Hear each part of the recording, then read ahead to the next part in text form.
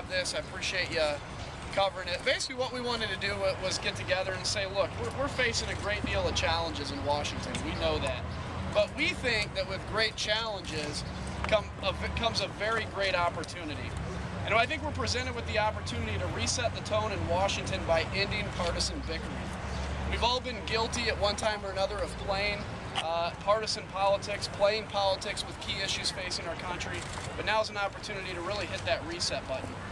As a freshman class, we have the opportunity to wipe the slate clean and fulfill the mandate set by the people to strengthen our country for future generations, not continue the petty politics we've seen in the past, which only creates an environment of stalemate. At present, Americans' entitlement programs are towards their last years of solvency. Both parties must come together to have common sense conversation to prevent the collapse of institutions on which millions of seniors rely and save Medicare for our children and grandchildren. The Republicans have put forward what the president called a serious proposal to deal with Medicare spending, which will save programs like Medicare for the long run and save the program for current seniors and for our children and grandchildren. A week after its passage, however, Democrats began launching what the Chicago Tribune referred to as meta-scare tactics against Republicans. House freshmen asked the president to stand above partisanship, condemn the disingenuous attacks, and work with Congress to reform spending on entitlement programs. Last year at the House Republican retreat, President Obama asked, quote, "At what point can we have a serious conversation about Medicare and its long-term liability, or a serious conversation about budget and debt in which we're not simply trying to position ourselves politically?" The president went on to say that we cannot start these discussions by asking, quote, "Who's to blame?" or "Who is trying to hurt our senior citizens?" or "How can we make the American people afraid of the other side?" The president said that this is what he is committed to doing. Now's the time to start. History will judge us by whether we work together to solve our country's problems or whether we played politics to score political points for the next election. Yesterday, 42 House freshmen sent a letter to the president that states the new members of Congress are committed to having a fact-based conversation immediately over reforming spending on entitlement programs and addressing the debt crisis now before it's insurmountable.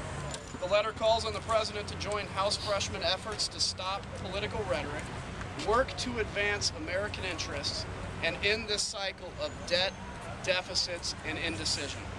As new members of Congress, we're committed to having a fact-based conversation immediately. Our mission must be about the next generation, not the next election. This is something we cannot lose sight of. And I'll turn it over to a few of my colleagues to say what they'd like to say, and then we'll open up for questions. Well, I want to thank you all for coming. This is a time in Washington where we need to talk about reaching across the aisle. These are enormous issues. They're going to require a bipartisan effort in order to try to solve the big problems of our time. So what you found is you found that the Republican budget that passed the House trying to talk about entitlements. And what you did find is you found the other side that was looking at us in terms of trying to do what the Chicago Tribune printed out as Medicare tax. This simply cannot stand. If we want to solve the big problems of our time, it's going to require us to have fact-based conversations to come together on both sides of the aisle to solve these problems. When we look at Medicare, this is something that Alice Ripple has come to work and said this is a plan that she supports. These are things that both sides of the aisle find that some common ground that we need to all table together to do so. We're calling on the president to make sure that the other side comes to the table and has a very serious conversation about how we solve the big problems of our time. This is the time that we have to do this. So with that, I'm going to turn it over to James Lane. James Lang from Oklahoma. Thanks for coming out. This is a moment to start dealing with big picture items and to start saying, how do we start taking on the big issues of our day and solving them? One of the things as a freshman walking into this that I've noticed immediately is Washington's a great place to talk about the problems.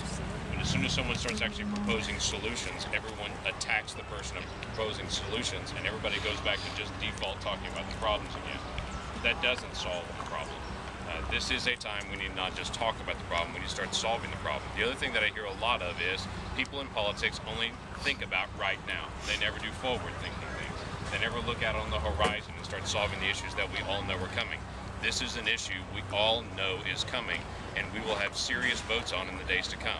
We're just saying, let's do it now while there's time to think, strategize, and plan, rather than 4 or 5 years from now, Medicare is even worse than it is now, and we're in panic mode trying to resolve it.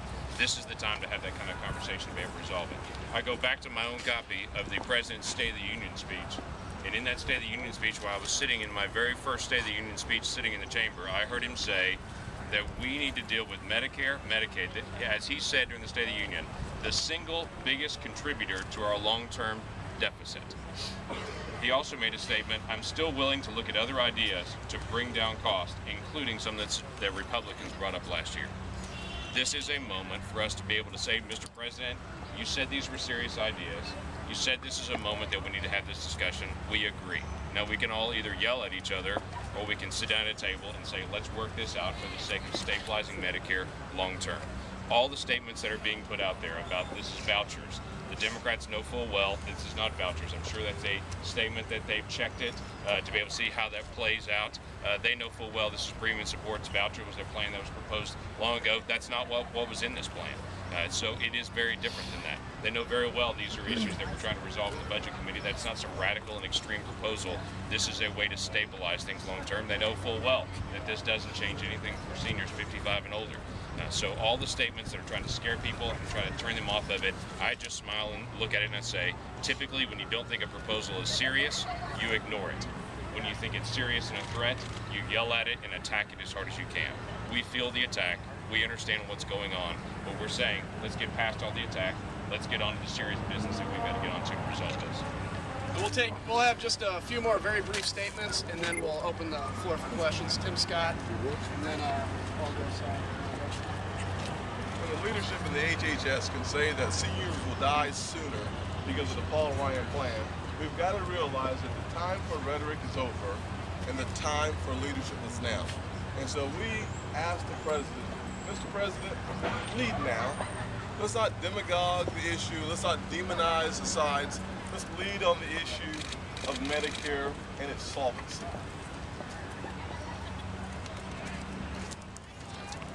I want to commend, I'm Dan Hayward from New York 19, by the way, and I'm a physician. I want to commend Adam for taking a leadership role in this crucial discussion, and it is time to have a civilized discussion. When I was privileged to practice in Mount Kisco, New York, I didn't care if my patients were Democrats or Republicans. We worked together to define the problem that they had and to heal and to cure. And the challenge that we have now, of course, is that we have an economy that is in critical condition. We need all to work together in the most constructive and productive way to make sure that we heal and cure what is wrong with this economy. And so much of it does have to do with the fact that we have obligations, promises that we have made that we must fulfill. We have to preserve Medicare for the future. We stand ready to work with the President positively and constructively, and I'm eager to have him join this discussion in the way that I know he can. Thank you, Marlon Stutzman from Indiana 3. Thanks, Adam, for putting this together. I think that now's the time for statesmanship and not gamesmanship, and that's why we're here today, is to not only offer ourselves to be willing to sit down at the table and find solutions for the problems that we have, but to put aside the gamesmanship that is so prevalent in Washington, D.C. We don't have the time to wait past the next election to find solutions to the problems that we have. I think it's important that we as Congress and the White House realize that the American people sent a Republican majority to the House, a Senate majority to the Senate, and the President is still in the White House, and we don't have 2 years to wait and play games while we have major problems facing our country. So thanks, Adam, for putting this together, and appreciate the chance to say a few words. Paul Gosar from Arizona. As a dentist and from out to the west, the one thing we got to do is curb the tone. Because what we've done is we've worked at dividing the American people. You know, one friend of mine always said that if you let the numbers out and have a fact-based discussion, the numbers will set you free. It's about time that what we did is engage the American people cooperatively in an environment that actually rewards people with decision processes and being involved in it. And that's where we got to start, and it has to start here in Washington. Thank you. Alan Nunley, Mississippi 1. simple fact is Medicare is going broke. I cannot imagine the society where seniors have contributed throughout their working life by compulsion. They've contributed to a health plan expecting that plan to be there when they need it. If we follow the traditional model in this town, every side retreats to the four corners of the room and begins to scream at one another. While we're doing that, the meter is running. We've laid out a plan. If there are other plans, bring those forward. But we cannot continue the status quo. I think everybody said something I wanted to. All right, you know, look, the bottom line, and then we'll open it to questions, is we sent this letter for a reason. We sent this letter to the president just to humbly ask him to come to the table, live by the words he spoke to this conference in 2010, and let's have adult conversations, fact-based conversations about what we need to do with Medicare instead of turning this all once again into political footballs.